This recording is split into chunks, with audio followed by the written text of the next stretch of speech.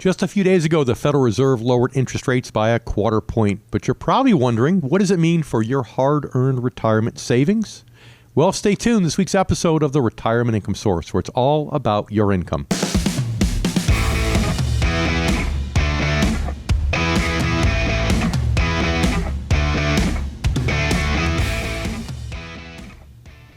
Welcome to the Retirement Income Source, where it's all about your income. I'm Sarah Samuels here with David Scranton, and we're so happy that you're joining us today. And Dave, I have to say, it's great to see you, but you look like you maybe got some sun over maybe last week. You look a little burned. I wish I got some sun. The reality is I can't go in the sun.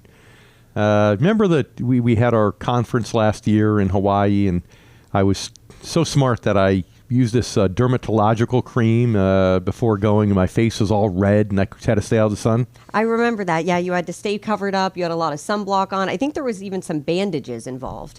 Yeah, exactly. Well, guess what? A year and a half later, it's that time again. So, yeah, we just did another round of it, and that's why it's all blotchy. But, hey, it's what happens. You turn 60, dermatologist gets a hold of you, and, all those pre-cancers got to be cleared up. Years of penalty for being in the sun with no sunblock. Yeah, well, it's important to go to the dermatologist and get those things taken care of. But let's talk a little bit about what's going on and what we saw with the Federal Reserve interest rates being cut by a 1/4 point, and really why this matters to our listeners or why that should matter to them. Well, the key is to catch things early, right? Mm-hmm. So just like, here, these are precancers. They're not even basal cells yet, although I had a few of those removed. But, put on the chemotherapy cream and let it just take off a layer of skin, and you're good for another year and a half. Well, same thing is true with the Federal Reserve. They're trying to get ahead of it. And the Federal Reserve is always accused of being too late, right? So when inflation was running rampant 5 years ago, they were a little too slow to the party to raise interest rates, and therefore inflation ran rampant for longer. So now, with the economy showing a little sign of slowing down, they're trying to get ahead of it. So recently, there's been some signs that the job market is starting to slow down just a bit in terms of companies who have new openings versus those looking for employment. So the Federal Reserve lowered interest rates by 1/4 point to try to get ahead of that, to try to stimulate the economy a bit. So hopefully the job market stays strong. It's still reasonably strong. Unemployment's only 4.2%. But they also signaled that they might lower interest rates 2 more times before the end of the year. So if they do that 1/4% each time, that'll be 3 quarters just in the last 4 months of the year. And that should, in theory, make a difference. Well, let's break it down for our listeners when it comes to short-term interest rates, long-term interest rates, what the Federal Reserve actually controls. And that's important because, all this, what also came out this week, by the way, I want to make sure we talk about this today, is, this withdrawal rule we always talk about in the show, right? The 4% withdrawal rule. So interest rates go down 1/4 point, and all of a sudden, everybody's out there saying, well, what, is it really 4% anymore, or is it 3.7%? How much can we safely take from our retirement dollars without running out of money? So I want to talk about that, too, later on, because that's tied more to long-term interest rates. Okay, that's tied to your question. And, the Federal Reserve controls short-term interest rates, right? They can raise rates, they can lower rates. They just lowered them by 1/4 point, and boom, it's instant. Long-term rates are market-driven. So long-term rates like that on the 10-year U.S. government bonds, Sarah, dropped by 1/4 point. Now, what's interesting is you may say, okay, short-term came down by 1/4, long-term came down by 1/4. Great. If they lower rates 2 more times, long-term rates will come down by another 0.5%. But the reality is that's not the case, because the markets, the financial markets, the stock market, the bond market, has already priced in that there'll probably be 2 more 1/4 point drops. So what you're likely to see is that the short-term rates drop by 3/4 point and long-term rates only drop by 1/4, which they've almost already done. And I think a lot of our listeners might be wondering, well, how can I take advantage of it? What can I do, especially if I'm looking to generate more income? And that's why we are offering a white paper for all of our loyal listeners. The white paper is about the income generating investment options for you. And again, this is exclusive just for our Retirement Income Source listeners. And you can download that white paper by visiting incomeradio.com.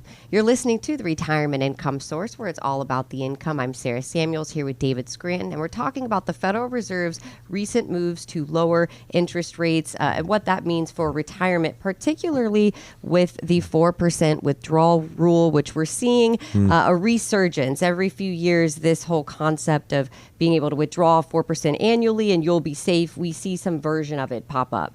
Well, and the funny thing is that the first problem is nobody can really agree what the safe withdrawal rate is, right? So the conversation in recent articles was, is it 3.7? Is it 4? Is it 4.5? 4.7?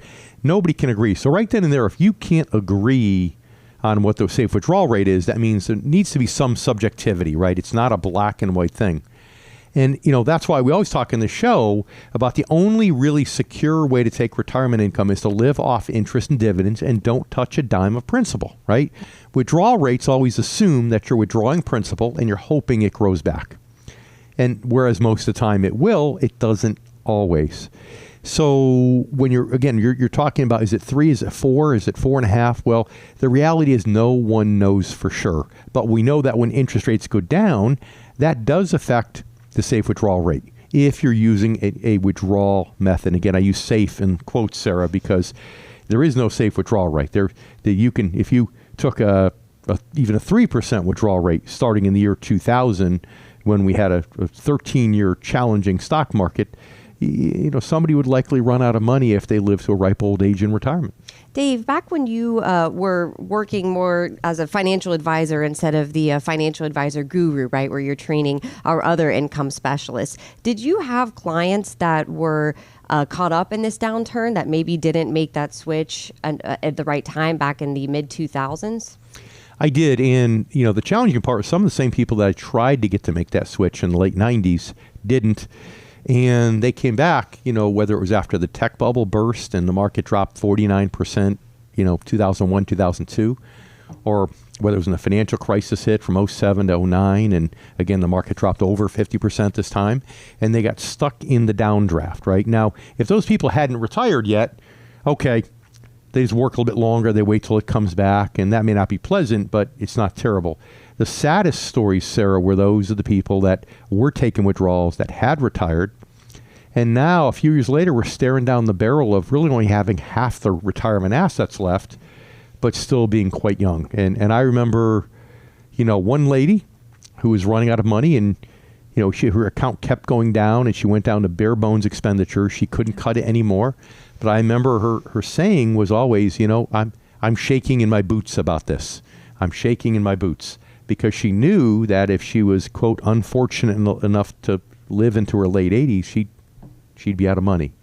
Another person I remember really sad was someone whose brother was a stockbroker. And when I first talked to him around the year 2000, he didn't want to become a client, understandably. His brother's investing the money. And a few years later, he came back to one of our educational events and said, I'm ready to become a client. And I immediately thought, oh my goodness, did his brother pass away? What happened, right? And he said, no. He goes, my brother and I aren't on speaking terms anymore. Well, come to find out, in retirement, withdrawing principal, again, spent down half his money. And unfortunately, it not just ruined this person's retirement, but I think his name was Mike, actually, but it actually ruined his relationship with his brother, his advisor. And I think that story just highlights the risks associated with this withdrawal strategy. But the good news is that there is a better strategy. There's a better way to do this that will generate real income where you don't have to worry or pick a number or look at a range of what's safe for you to withdraw each year. And we're going to talk about ways that you can get started, what to look at to determine what kind of income you will need each year. I'm Sarah Samuels here with David Scranton, and you're listening to The Retirement Income Source, where it's all about your income. You're listening to The Retirement Income Source, where it's all about your income. I'm Sarah Samuels here with David Scranton, and we're talking about the Federal Reserve, the recent decision to lower interest rates based off the weakening job market. And that has brought around more talk about this 4% withdrawal strategy, how this is a safe way or a safe number of what you can withdraw from your accounts each year. And Dave, we were just talking a few minutes ago about some clients that you had back in the 2000s, right, including one client who who had his money invested with his brother, who was a stockbroker.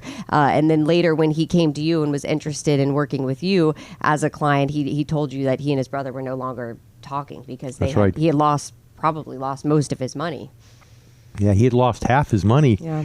And he wasn't withdrawing that much, but, right now the dividend on the stock market, the Standard & Poor's 500, is 1.2%.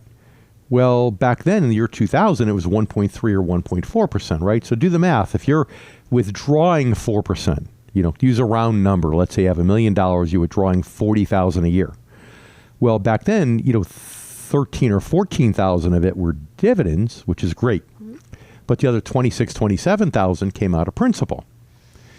And then when the market dropped, they have to sell more shares to get that 27,000 out of principal to get the total income of 40,000.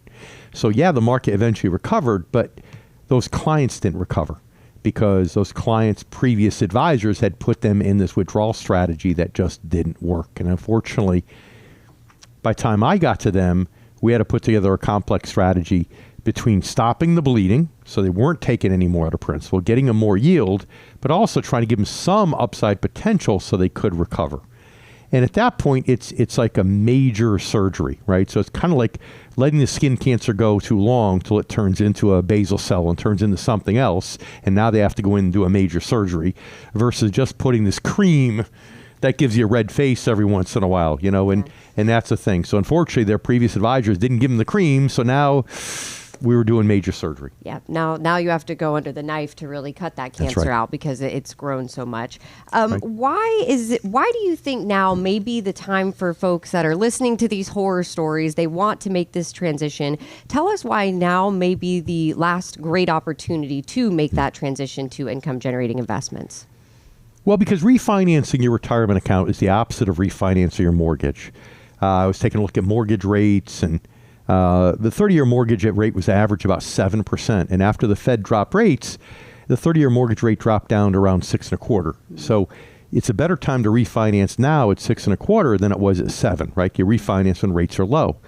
But when you're refinancing your retirement account to generate income, you want to do it when rates are high, right? You want to do it when the stock market's high and when interest rates are high. Why? Because if the stock market's high and your growth-oriented instruments are high, then when you transfer that money to an income first, growth second approach, you'll have more money going into income generating investments. That's why you want to do it when the markets are high. But then if interest rates are high, it means that dollar amount will also give you more interest income. So it's the best way to do it. But you see, it's real simple. You have two variables, where the stock market is and where interest rates are, right? And it's like flipping a coin. If you want to get heads, there's a 50% chance you'll get it. But if you flip a coin twice and you want to get heads twice in a row, it's a 25% chance. So at any given time, there's only a 25% chance that the market's high and that interest rates are high, which means there's a 75% chance one or two of those are going to be out of whack, and it's not a perfect time to refinance your retirement accounts. But what we know now is the markets are still high, and we know that interest rates are still fairly high, and the Fed plans to reduce rates more. So that means for anybody that's within 10 years of retirement, especially if you're within 5 years of retirement or are retired and you haven't made that transition to an income first, growth second approach, then I believe now might very well be a perfect time. Yep. And because we think that now is the perfect time to make that transition, we're actually offering a guide for all of our loyal listeners. This guide is the case for fixed income. You can get it for free just by going to our website, incomeradio.com, and we'll send you that white paper so you can understand a little bit more about all of the different income investing opportunities out there for you and really why you should make that transition. You're listening to The Retirement Income Source, where it's all about your income. I'm Sarah Samuels here with David Scranton, and we're talking about why now may be the last great opportunity you have to make that transition to income generating investments. And of course, this comes after the Federal Reserve decided to lower interest rates by 1/4 percentage point and after the weakening job market. So what should our listeners do, Dave, if they're wondering, hey, how do I get started? How do I even figure out how much income I need to generate to enjoy my life in retirement? What should they do? Well, the 4% could still be used as a rule of thumb as to how much income you can get from a lump sum of money. Maybe as much as 5%. So $1 million could generate $40,000, $50,000 of retirement income. But it's a rule of thumb. But it's not because you're using the withdrawal method. It's because you can generate that much in the current economic environment from interest and dividends, from an income first, growth second mindset. So, the first step is to figure out how much you need and want in retirement. So how much do you need? People mistakenly think that you can retire off less than you're making right now or less than you're spending right now. And the reality is that's not true. It's the first step to the calculation, but it's not the whole calculation. What do I mean? Well, you start by looking at your current income now. And I like to then subtract from that all the expenses that are going to go away in retirement. So, for example, when you're retired, you're not going to put money into a 401k. You're not going to pay your FICA tax because FICA is only when you're working. You may have a debt paid off, maybe even a mortgage, and you won't be making those payments any longer, right? Those are examples of some expenses that might go away in retirement that you subtract from your current income. If you're saving money, other than the 401k, well, then subtract that too. Now you get down to a number that represents the amount of money it would take in retirement to live the same lifestyle you have today. Let me say that again. The amount of money in retirement that you would need to live the same lifestyle you have today. So let's say you're making $100,000. Maybe you get that number down to $70,000. But here's what a lot of people fail to realize. When you retire, you have more time on your hands. More time means you're going to want to do more things. More things means you're going to need to spend more money. So now you have to add back on to that $70,000, extra expenses for all the things that you want to do in retirement that are going to cost money. And in many cases, you find yourself right back up to where you were with that pre-retirement income. In fact, sometimes, Sarah, you end up above that. So if that $100,000 income gets the I need income goal down to 70 after subtracting the expenses that'll go away, when you add back on all the things that you want to do in retirement, you may be back up to 100 or even up to 110 or 120. Right. And especially early on in retirement where you might want to do more things. You're younger, you're healthier, your go-go years, as we call them, where you might want to travel and you want to do all those things in retirement versus the later years where the slow go and the no-go years where maybe you want to focus more on healthcare. Well, that's the thing. People think, well, I'll spend less later on. I won't be traveling as much. Well, your expenditures just change. Instead of spending money on all the fun stuff and the travel and everything in those early honeymoon years of retirement, so to speak, you get it out of your system, then it transitions to other things. And sometimes it could transition to helping out parents or helping out kids and then ultimately medical expenses for yourself. So you've got to be realistic in figuring out how much income you need. 4 or 5% rule works. But again, not because you're taking withdrawals, but because you could generate that much in interest and dividends without touching principal. All right, we are taking your calls as part of our Ask Dave segment, so please call in now. The phone number is 833-RIS Radio. Again, that's 833-747-7234. We'll answer some of your questions next. I'm Sarah Samuels here with David Scranton, and you're listening to the Retirement Income Source, where it's all about your income.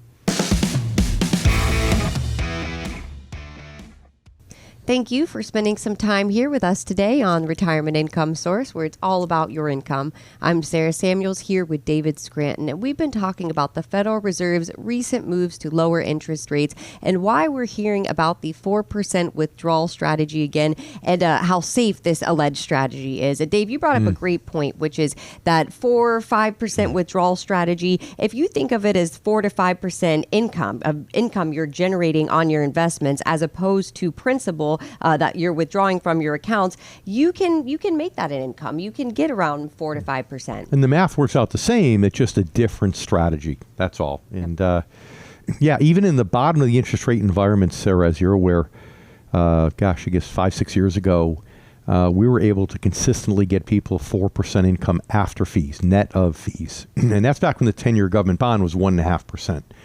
So I think that 4% is a safe assumption for sure. Yep. Well, I'm really glad you mentioned that, Dave, because we have a question here from Gary in New Haven, and he's asking, what will happen if inflation takes off and the Federal Reserve raises rates again? Because Gary says he's gone to the income first, growth second approach, but he's worried, what if they raise rates?